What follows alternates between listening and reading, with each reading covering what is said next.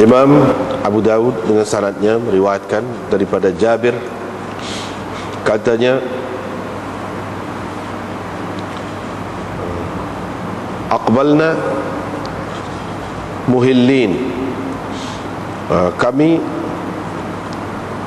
tampil berihlal bersama Rasulullah sallallahu alaihi wasallam untuk mengerjakan haji secara ifrad.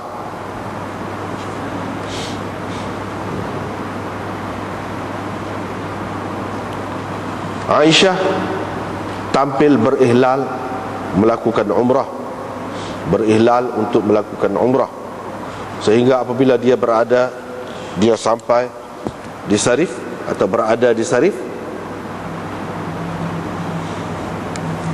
dia telah datang bulan mari kota. Sehingga apabila kami sampai, yakni di Mekah, kami bertawaf di Kaabah dan di Safa dan Marwah, yakni bersa'i.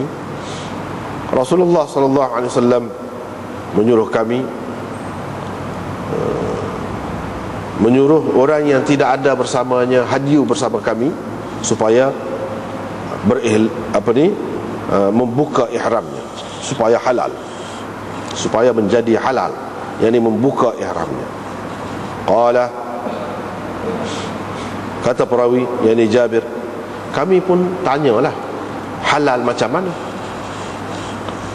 Beliau berkata halal semua sekali. Maka kami pun bersetubuhlah dengan isteri-isteri kami, memakai wangi-wangian, memakai pakaian kami yang biasa. Ketika itu tidak ada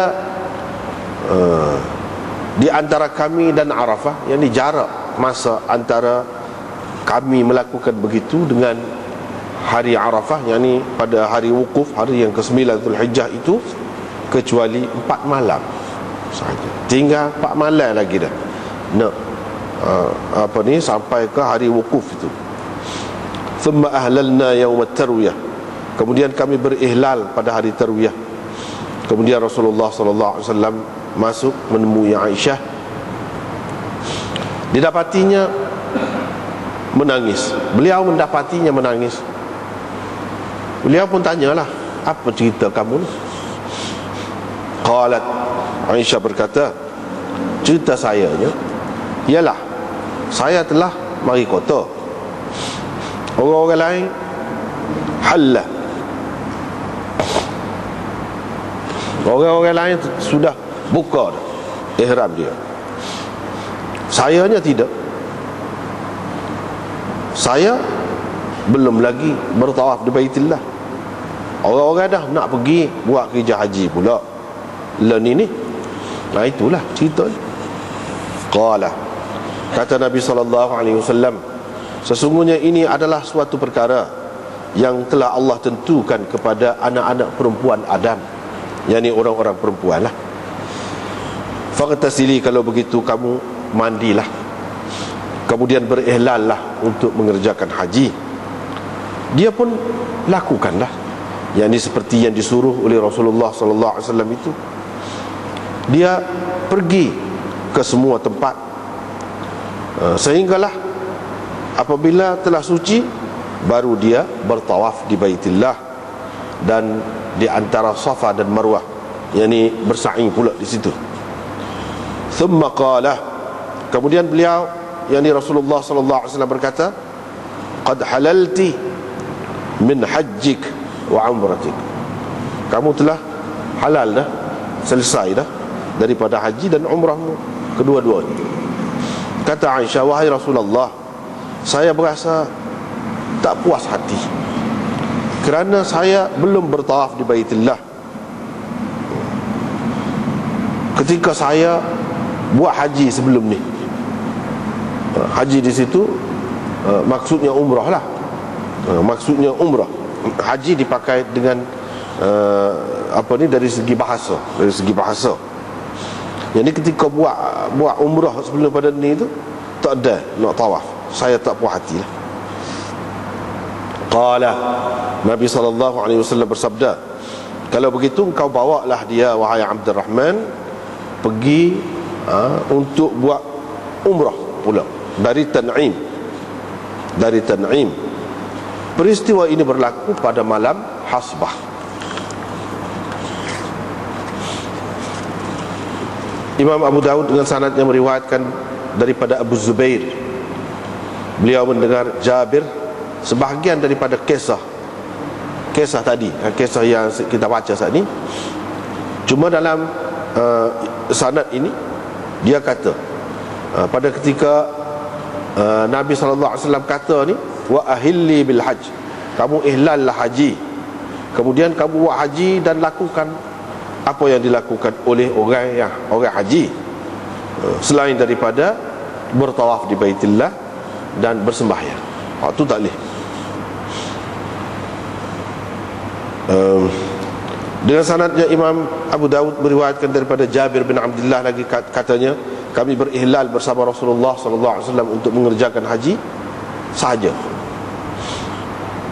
tidak bercampur apa-apa, tidak dicampuri apa-apalah ihlal itu. Bila kami sampai ke Mekah, li arba'i layalin khalawna min Dzulhijjah, pada malam keempat bulan Dzulhijjah kami bertawaf dan bersa'i. Kemudian Rasulullah SAW menyuruh kami membuka ihram.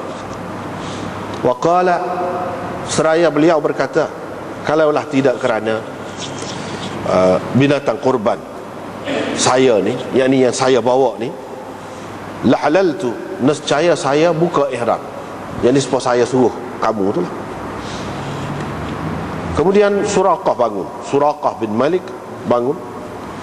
Dia pun bertanya, wahai Rasulullah, mut'ah kita ini adakah untuk tahun ini sahaja atau untuk selama-lamanya?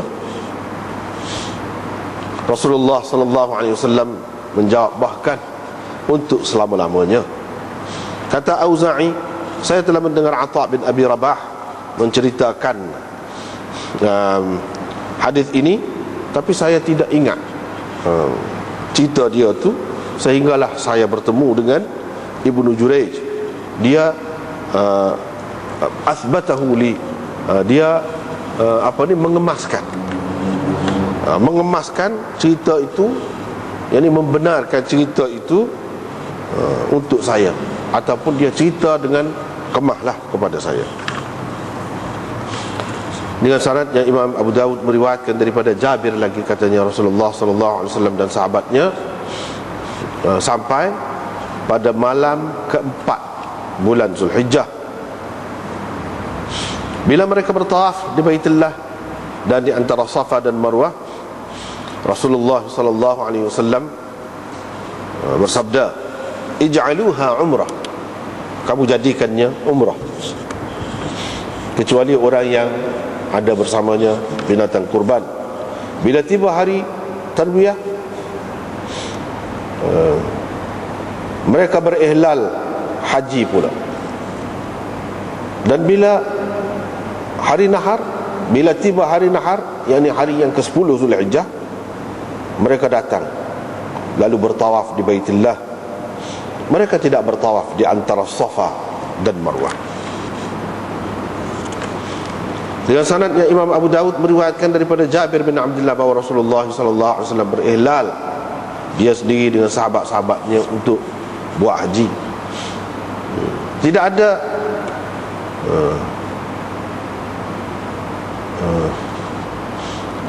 binatang kurban, tidak ada pada sesiapa pun di antara mereka itu selain daripada Nabi SAW dan Talhah. Jadi dua orang ni yang ada bawa binatang kurban. Ali radhiyallahu anhu datang dari Yaman, ada juga bersamanya binatang kurban. Dia kata, saya berihlal mengikut apa yang diihlalkan oleh Rasulullah SAW. Nabi SAW telah menyuruh sahabat-sahabatnya agar menjadikannya sebagai umrah, yang tukar haji itu kepada umrah. Di mana mereka bertawaf,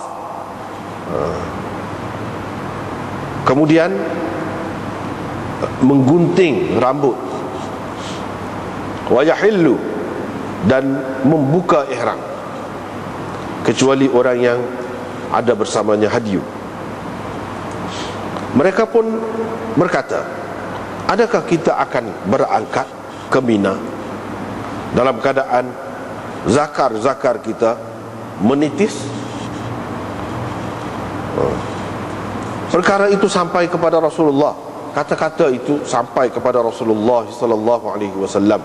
Yang beliau mendapat tahu apa hak orang kata tu, ada hak kata lagu tu.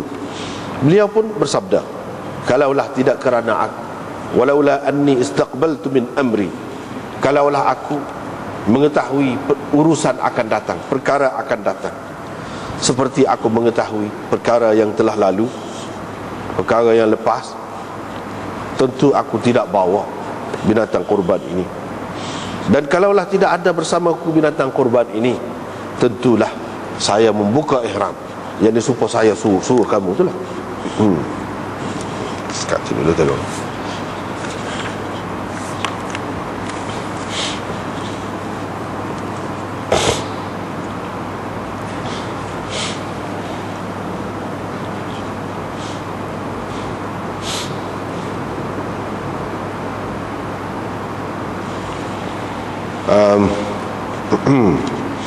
Ya, hadis mula-mula malam ni masih lagi dalam bab ifradil hajj. Dalam bab ifradil hajj, yakni mengifradkan haji. Bab ifradil hajj masih lagi dalam bab tu, panjang juga ni. Sebahagiannya telah kita baca dah sebelum pada ni.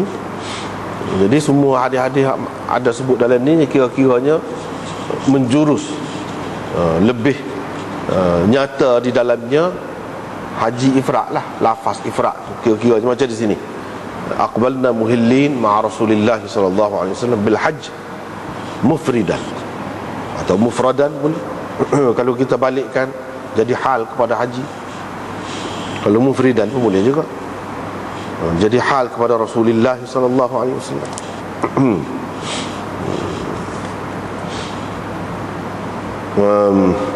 Ada sebut perkataan itulah lebih menunjukkan kepada haji ifrad. Bagi orang-orang yang mengatakan Nabi SAW melakukan haji ifrad, inilah dalil-dalilnya. Sebahagiannya sudah kita jumpa dah baru ni. Dan akan datang dia akan buat pula bab qiran, haji qiran. Di situ dia akan bawa hadis-hadis yang nampak ke arah tu. Sebab kita jangan lupa maksud Imam Abu Daud yang berbeza daripada orang lain ialah dia cuba dalam kitab dia nak mari dalil masing-masing imam mujtahid itu. Dia cuba buat mari. Dan tidak semestinya dalam kitab dia ni hak dia sebut bab dulu tu makna hak tu lebih kuat, tak mesti. Dan hak tu yang dipegangnya, disokongnya, tak mesti juga. Itu kaedah dia. Hak maksud asalnya ialah nak menyatakan dalil masing-masing. Sekarang ni bila dia buat bab fi ifradil hajj, nak cerita di sinilah terkumpul dalil-dalil orang yang mengatakan haji ifrad itu paling afdal dan Nabi SAW telah melakukan haji ifrad. Inilah sini. Lepas tu dia mari pula bab lain. Hak tu untuk dalil orang lain. Lepas tu tengoklah. Memang begitu cara ahlul hadis, begitu cara dia mari berlaku. Dia sendiri mungkin ada dia pilih mana-mana, ada. Lepas tu faedah dia royak kepada kita nak ceritanya benda ni boleh berlaku, ada asas dan telah diamalkan oleh sekian ramai orang. Bahkan ada mazhab yang mengamalkan ni, ada mazhab yang mengamalkan ni, masing-masingnya ada dalil. Tak sepatutnya kita kata mengatalah kepada satu sama lain, tak boleh. Sebab hak ni tidak jelas sebenarnya, tidak jelas. Cuma je dalam setengah-setengah hadis nampak gini, dalam setengah-setengah hadis nampak gini. Kita boleh buat, nak buat mana-mana pun tak apa. Macam dia kata di sini,